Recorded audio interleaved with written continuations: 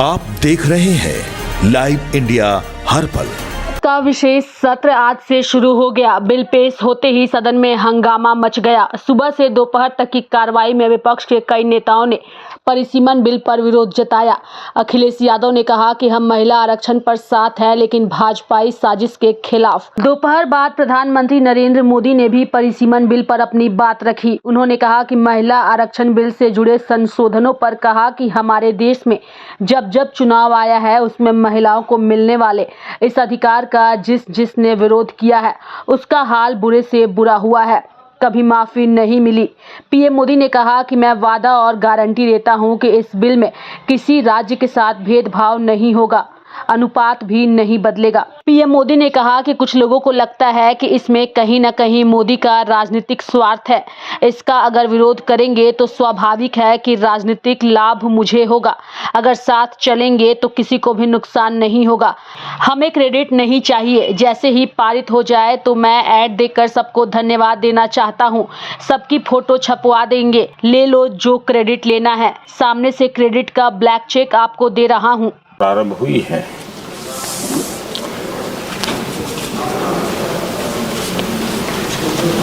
काफी साथी यहाँ से भी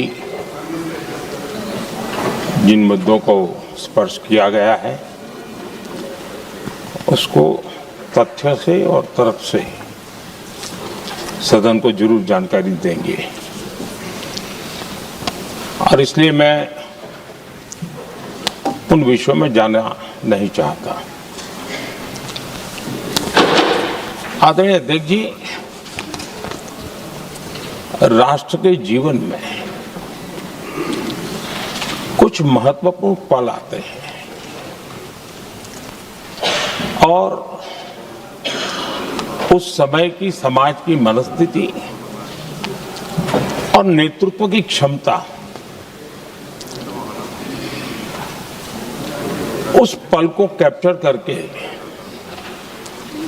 एक राष्ट्र की अमानत बना देती है,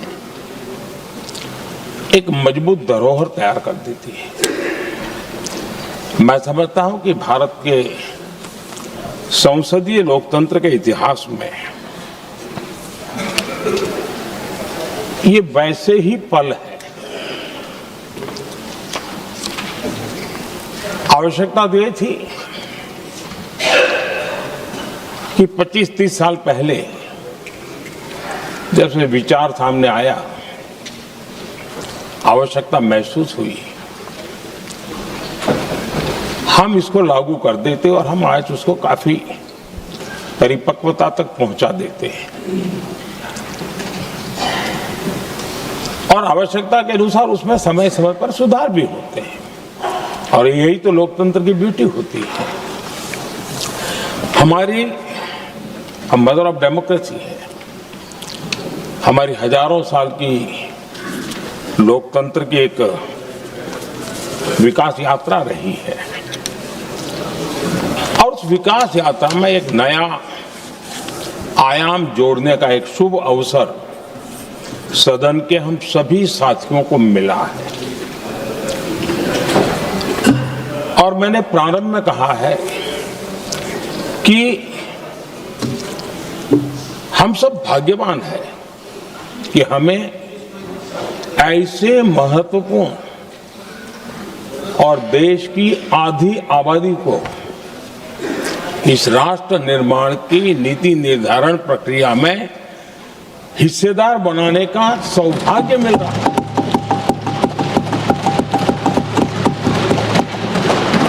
ये हम लोगों के लिए सौभाग्य है, और मैं चाहता हूं कि मेरे सभी माननीय सांसद, मैं इधर उधर की आज बात करना नहीं चाहता हूं, हम सभी सांसद इस महत्वपूर्ण अवसर को जाने न दें।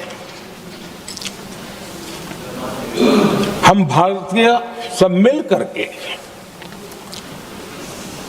देश को नई दिशा देने जा रहे हैं। हमारी शासन व्यवस्था को संवेदनशीलता से भरने का एक सार्थक प्रयास करने के लिए जा रहे हैं। और मुझे विश्वास है कि इस मंथन से जो अमृत निकलेगा वो देश की राजनीति की भी उसके रूप स्वरूप को तो तय करने ही करने वाला है, लेकिन ये देश की दिशा और दशा भी तय करने वाला है।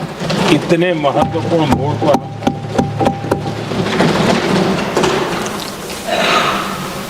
आदरणीय अध्यक्ष जी, 21वीं सदी में भारत एक नए आत्मविश्वास के साथ आगे बढ़ रहा है। विश्व में भी आज भारत की स्वीकृति हम सब महसूस कर रहे हैं और ये हम सबके लिए गौरव का पल है। एक समय हमारे पास आया है और इस समय को हमने एक विकसित भारत के संकल्प के साथ जोड़ा है और मैं पक्का मानता हूं कि विकसित भारत का मतलब केवल उत्तम प्रकार के रेल, रास्ते, इंफ्रास्ट्रक्चर या कुछ आर्थिक प्रगति के आंकड़े, सिर्फ इतने से ही विकसित भारत की सीमित कल्पना वाले हम लोग नहीं हैं। हम चाहते हैं कि विकसित भारत जिसके नीति निर्धारण में साच अर्थ में सबका साथ सबका विकास का मंत्र समाहित हो, देश की 50% जनसंख्या नीति निर्धारण का हिस्सा बने, ये समय की मांग है। हम पहले ही देरी कर चुके हैं, कारण कोई भी होंगे, जिम्मेवार कोई भी होंगे, लेकिन इस सच्चाई को हमें स्वीकार करना होगा कि जब हम अकेले मिलते हैं तब मानते हैं हाँ यार, लेकिन जब सामूहिक रूप से मिलते हैं, मुझे याद है कि जिस इसकी प्रक्रिया चली थी, सभी दलों से मिलना हुआ है, एक दल को छोड़ करके जिन जिन से मिलना हुआ है, हर एक ने सैद्धांतिक विरोध नहीं किया है। बाद में जाकर के जो कुछ भी हुआ होगा, राजनीतिक दिशा पकड़ी जा रही है, लेकिन जो राजनीतिक दिशा में ही सोचते हैं, मैं उनको भी एडवाइज करना चाहूंगा, एक मित्र के रूप में एडवाइज करता हूं और सबको काम आएगी। हमारे देश में जब से विमेन रिजर्वेशन को लेकर के चर्चा हुई है और उसके बाद जब जब चुनाव आया है, तो हर चुनाव में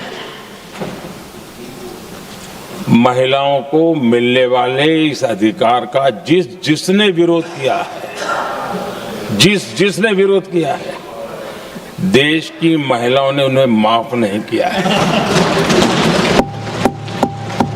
उनका हाल बुरे से बुरा किया है। लेकिन ये भी देखिए कि 24 के चुनाव में ऐसा नहीं हुआ। क्यों नहीं हुआ?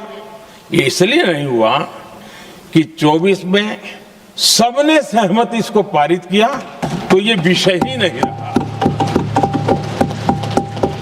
किसी के पक्ष में पॉलिटिकल फायदा नहीं हुआ, किसी का नुकसान भी नहीं हुआ।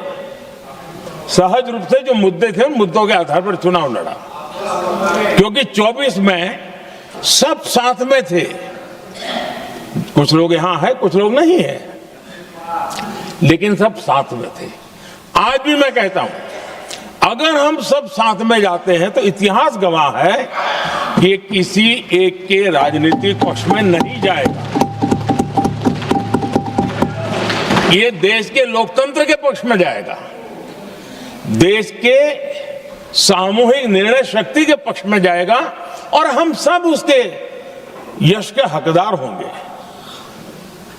न ट्रेजरी बैंक उसका हकदार रहेगा, न मोदी उसका हकदार रहेगा, यहां बैठे हुए सब हकदार रहेंगे। और इसलिए जिन लोगों को इसमें राजनीति की बू आ रही है, मैं चाहूंगा कि वो खुद के परिणामों को पिछले 30 साल में देख ले। फायदा उनका भी इसी में रास्ता दिखा रहा हूं, इसी में फायदा है कि जो नुकसान हो रहा है उसे बच जाओगे। और इसलिए मैं समझता हूं कि इसको राजनीतिक रंग देने की जरूरत नहीं है।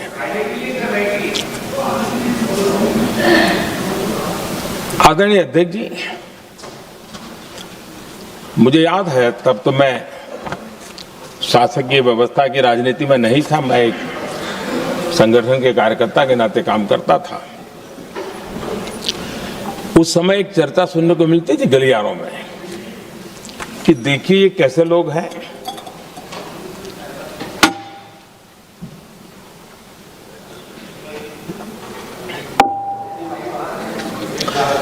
पंचायतों में आरक्षण देना है तो बहुत आराम से दे देते हैं, लेकिन आप कह रहे हैं तो कह रहे हैं।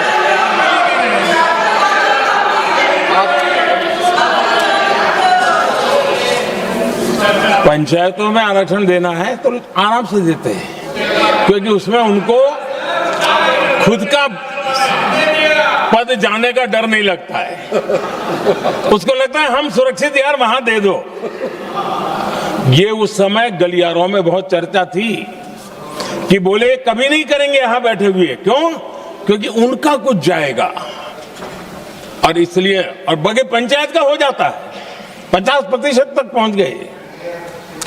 मैं राजनीतिक दृष्टि से और भी एक बात समझाना चाहता हूं साथियों।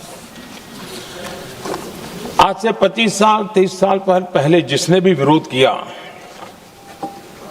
तो विरोध राजनीतिक सतह से नीचे नहीं गया था। आज ऐसा समझने की गलती मत करना। पिछले 25-30 साल में ग्रास रूट लेवल पे पंचायती चुनाव व्यवस्थाओं में जीत करके आई हुई बहनों में एक पॉलिटिकल कॉन्शियसनेस है। वे ओपिनियन मेकर हैं ग्रास रूट लेवल पे। 30 साल पहले वो शांत रहती थी, बोलती नहीं थी, समझती थी, बोलती नहीं थी। आज वो वोकल है, और इसलिए अब जो भी पक्ष विपक्ष होगा, वो जो लाखों बहनें कभी न कभी पंचायत में काम कर चुकी है, प्रतिनिधित्व कर चुकी है, जनता के सुख दुख की समस्याओं को गहराई से देखा है, वो आंदोलित है। वो कहती हैं कि झाड़ू कचरा वाले काम में तो हमें जोड़ देते हो, वो तो परिवार में भी पहले होता था, अब हमें निर्णय प्रक्रिया में जोड़ो। और निर्णय प्रक्रियाएं विधानसभा में और पार्लियामेंट में होती है।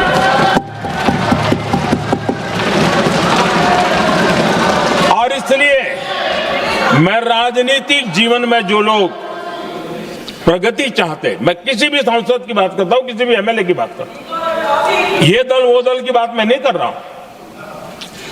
जो भी राजनीतिक जीवन में सफलतापूर्वक आगे बढ़ना चाहते हैं, उनको ये मान के चलना पड़ेगा कि पिछले 25-30 साल में लाखों बहनें ग्रास रूट लेवल पर लीडर बन चुकी हैं। वो निर्णय हम उनके सामर्थ्य पर आशंका क्यों करते भाई? एक बार आने तो दो, उनको आने तो दो। जब आएंगे तो 34 में, और दूसरा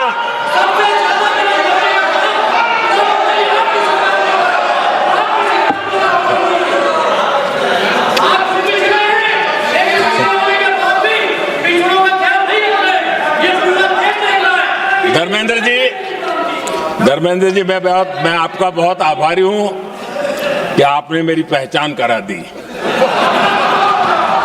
ये बात सही है, मैं अति पिछड़े समाज से आता हूं।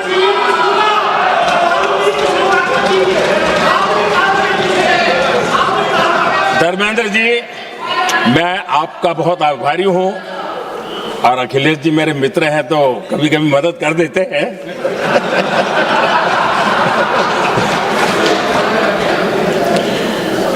ये बात सही है कि मैं अति पिछड़े समाज से आता हूं, लेकिन मेरा दायित्व समाज के सबको साथ लेके चलने का है, और यही मेरे संविधान ने मुझे यही रास्ता दिखाया है। मेरे लिए संविधान ही सर्वोपरि है, और इसलिए और ये संविधान की ताकत है कि मेरे जैसा अत्यंत छोटे समाज का अति पिछड़े समाज के व्यक्ति को इतना बड़ा दायित्व देश ने दिया।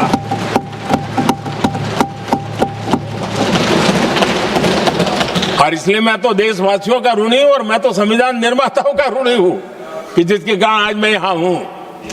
लेकिन आदरणीय अध्यक्ष जी, प्रधानमंत्री शिकायत की तो अच्छी बात है कि वो पिछड़ी जाति का स्वीकार कर रहे हैं, लेकिन हम पिछड़ी जातियों के साथ अन्याय न करें, इतना निवेदन। आदरणीय अध्यक्ष जी, आज का हमारे सामने अवसर एक साथ बैठ करके एक दिशा में सोच करके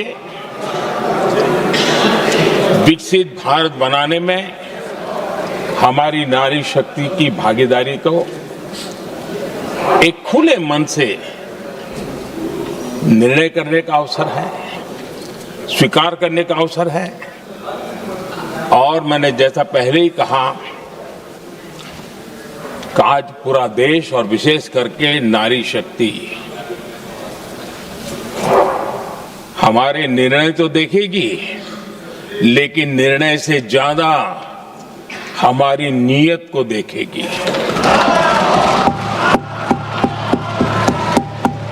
और इसलिए हमारी नीयत की खोट देश की नारी शक्ति कभी माफ नहीं करेगी।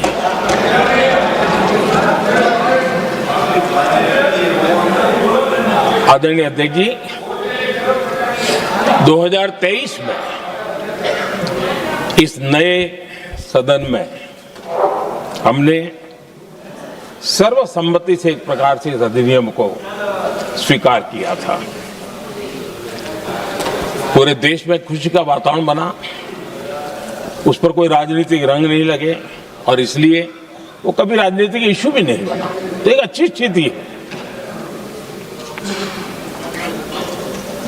अब सवाल ये है कि हमें कितने समय तक इसको रोकना है। अब यहां जो लोग जनसंख्या वगैरह के विषय उठाते हैं, क्या आपको मालूम नहीं है?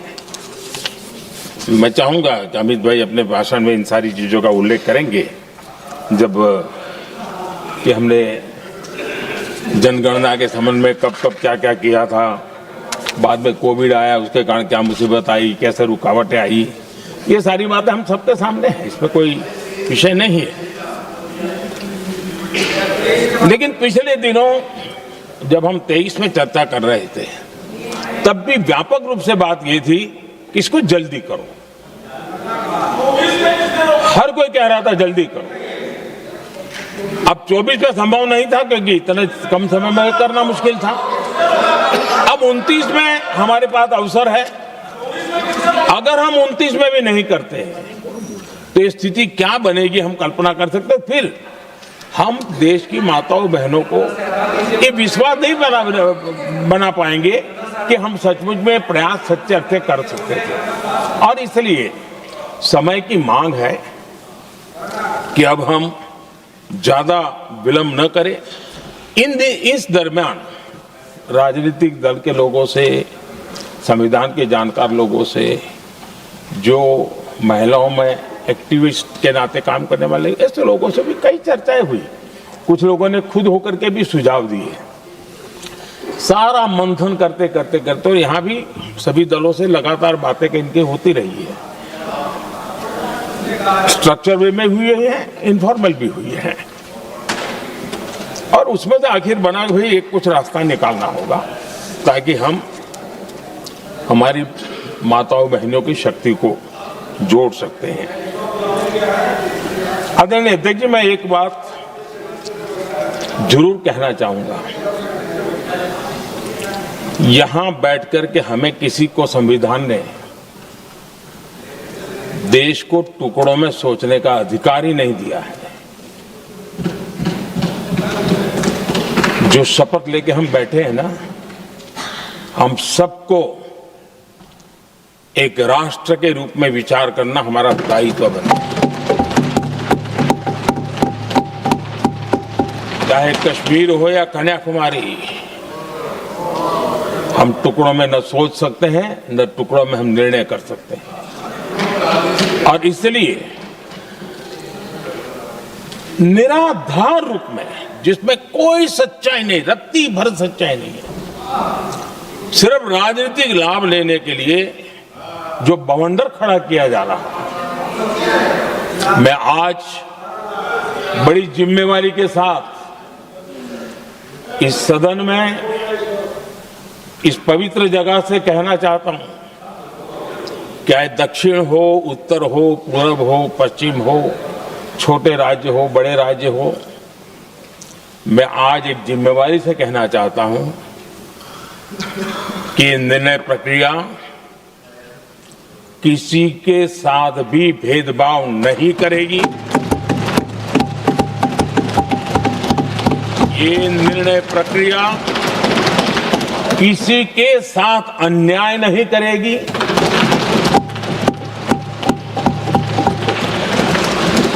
भूतकाल में जो सरकारें रही और जिनके कालखंड में जो परिसीमन हुआ और जो अनुपात उस समय से चला आ रहा है, उस अनुपात में भी कोई बदलाव नहीं होगा और वृद्धि भी उसी अनुपात में होगी।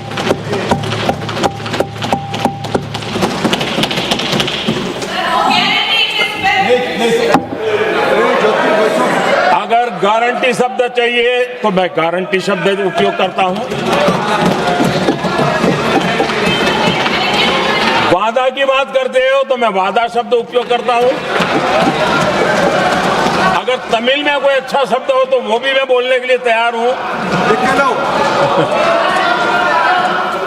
क्योंकि जब नियत साफ है तो फिर शब्दों का खेल करने की हमें जरूरत नहीं है जी।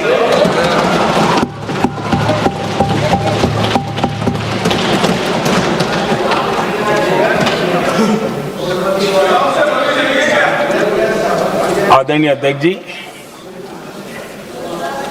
मैं आज सदन के सभी साथियों को ये भी कहना चाहता हूं कि साथियों, हम भ्रम में न रहे।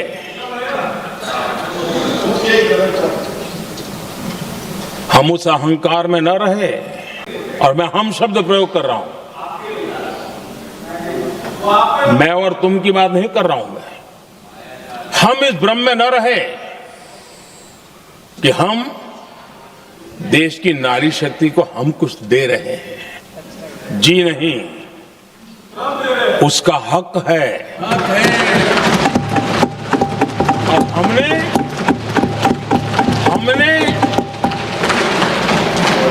कई दशकों से उसको रोका हुआ है। आज उसका प्रायश्चित करके हमें उस पाप में से मुक्ति पाने का यह अवसर है।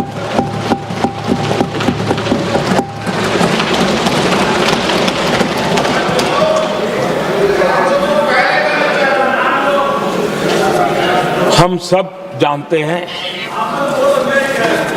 हर एक ने कैसे चालाकी की, हर बार चतुराई की।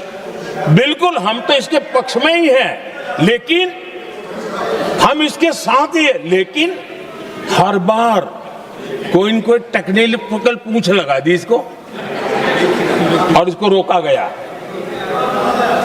हर बार ऐसी चीजें लाई गई है। हिम्मत नहीं है कि हम 33% महिलाओं के आरक्षण का विरोध कर पाए। वो तो जमाना चला गया, आपको करना नहीं है, लेकिन कहने की हिम्मत भी नहीं है। और इसलिए टेक्निकल बहानेबाजी, ये करो तो ये, वो करो तो वो, डिगरा करो। अब देश की नारी को नहीं समझा पाओगे।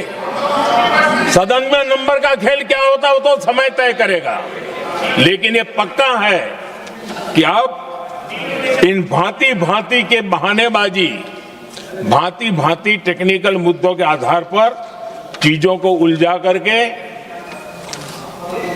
3 दशक तक इसको अड़ंगे डाले, हमने फंसा के रखा।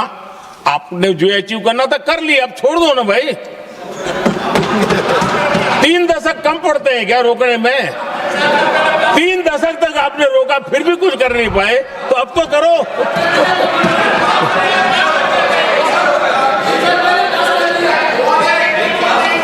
आदरणीय अध्यक्ष जी,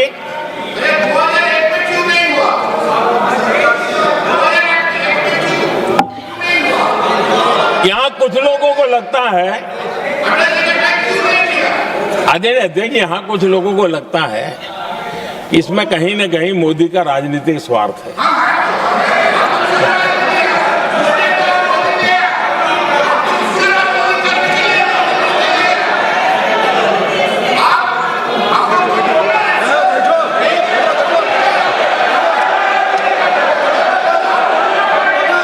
अरे भाई, इनको बोलने दीजिए, वहां पर बेचारे को मुंह पे ताला लगा हुआ है, बहुत बगल में कोई बोलने नहीं देता उसको।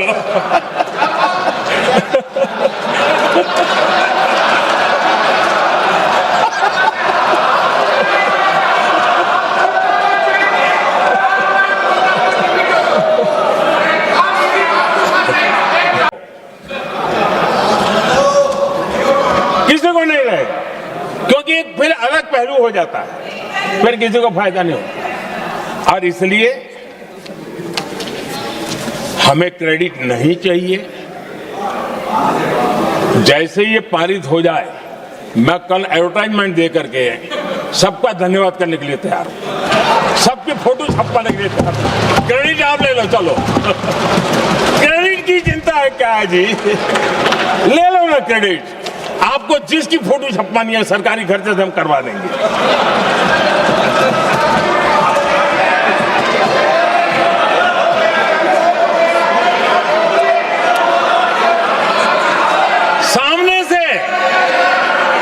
सामने से क्रेडिट का ब्लैंक चेक आपको दे रहा हूं।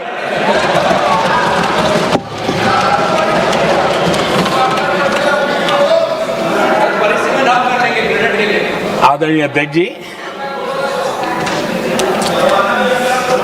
हमारी संसदीय लोकतंत्र में महिलाओं की भागीदारी ये सिर्फ आंकड़ों का खेल या एक लोकतांत्रिक व्यवस्था में सुधार इतना सीमित नहीं है। लोकतंत्र की जननी के रूप में, मदर ऑफ डेमोक्रेसी के रूप में ये निर्णय भारत का कमिटमेंट है, ये सांस्कृतिक कमिटमेंट है।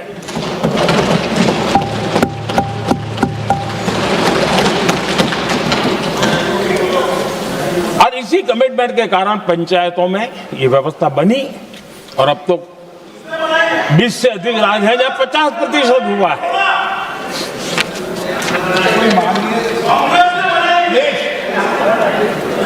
और हमने अनुभव किया है, मुझे लंबे अरसे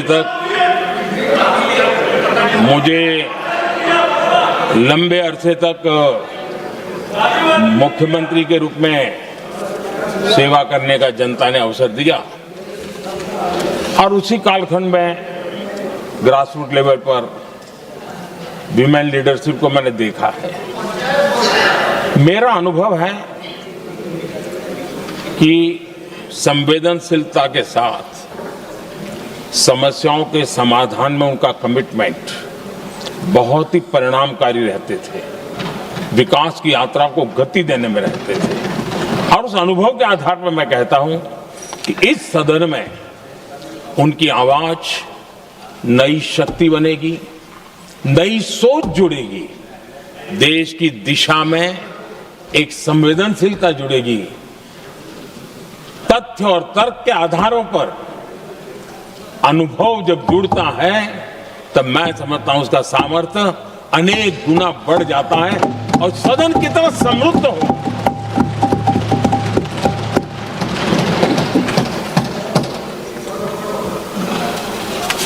आदरणीय अध्यक्ष जी, हमारे देश में अनुभवी नारी शक्ति की कोई कमी नहीं है, सामर्थ्यवान में कोई कमी नहीं। हम भरोसा करें वे कंट्रीब्यूट करेंगे, बहुत अच्छा कंट्रीब्यूट करेंगे। और आज भी जितनी हमारी बहनें यहाँ हैं, जब भी उनको अवसर मिला है उन्होंने बहुत अच्छे ढंग से अपनी बात बताई है, सदन को समृद्ध किया है। आदरणीय अध्यक्ष जी, आज देश में वर्तमान में देश में 650 से ज्यादा पंचायतें, डिस्ट्रिक्ट पंचायत, करीब 325 महिलाएं उसका नेतृत्व कर रही और केंद्र के कैबिनेट मिनिस्टर से ज्यादा उनके पास जिम्मेवारी और धन और व्यवस्था होती है, काम करती है जी। करीब 6,700 ब्लॉक पंचायतों में 2700 से अधिक ब्लॉक पंचायत ऐसी हैं जिसका नेतृत्व महिलाओं के हाथ में है। आज देश में 900 से अधिक शहरों में अर्बन लोकल बॉडीज की हेड के रूप में मेयर्स हो या स्टैंडिंग कमेटी का काम देखने वाली बहनें हैं, उनकी ताकत है। और मैं मानता हूं कि आज देश जो प्रगति कर रहा है उस प्रगति में इनका भी महत्वपूर्ण योगदान है। उस ऋण को हमें स्वीकार करने का ये अवसर है। और जब ये अनुभव सदन के साथ जुड़ेगा तब वो अनेक गुना ताकत बढ़ा देगा। आदरणीय अध्यक्ष जी, एक लंबी प्रतीक्षा एंड एक प्रकार से हम सबके लिए सवालिया निशान पैदा हो, ऐसी परिस्थिति हम ही लोगों ने पैदा की है। ये अवसर है कि हम पुरानी जो कुछ भी मर्यादाएं रही होगी, मुश्किलें रही होगी, उसे बाहर निकले, हिम्मत के साथ हम आगे बढ़े और नारी शक्ति का राष्ट्र के विकास में उनकी सहभागिता को हम सुनिश्चित करें। और मैं पक्का मानता हूं कि अगर आज हम मिलकर के निर्णय करते हैं, और मैं तो आग्रह करूंगा कि हमें सर्वसम्मति से इसको आगे बढ़ाना चाहिए। और जब सर्वसम्मति से बढ़ता है तो ट्रेजरी बेंच पर एक दबाव रहता है जी। उनको भी लगता है भाई सबका इसमें हक है, हर एक की बात मान के चलो, कोई नुकसान नहीं है। सामूहिक शक्ति से तो अनेक परिणाम हमें अच्छे मिलते हैं। आदरणीय अध्यक्ष जी, मैं ज्यादा समय न लेते हुए इतना ही कहूंगा कि इसको राजनीति के तराजू से न तोलें। हम जब भी कुछ निर्णय करने जा रहे हैं तो देश के इतने बड़े देश का आधा जिम्मा जो उठा रहे हैं उनका भी कोई हक बनता है यहां आने का, हमें रोकना नहीं चाहिए। और दूसरा, संख्या के संबंध में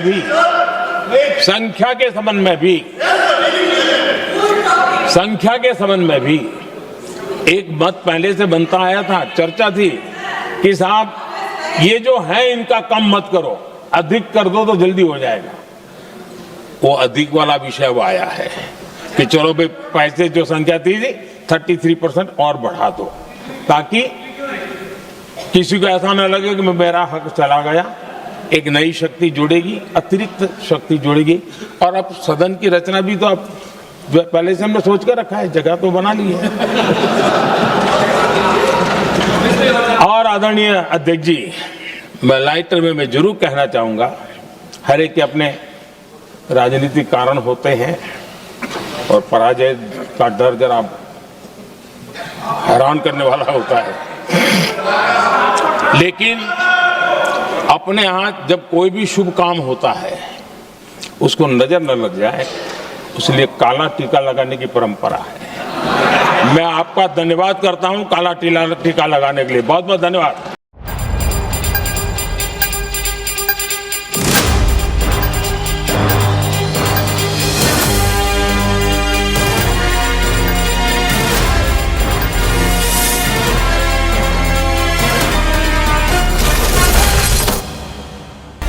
आप देख रहे हैं लाइव इंडिया हर पल।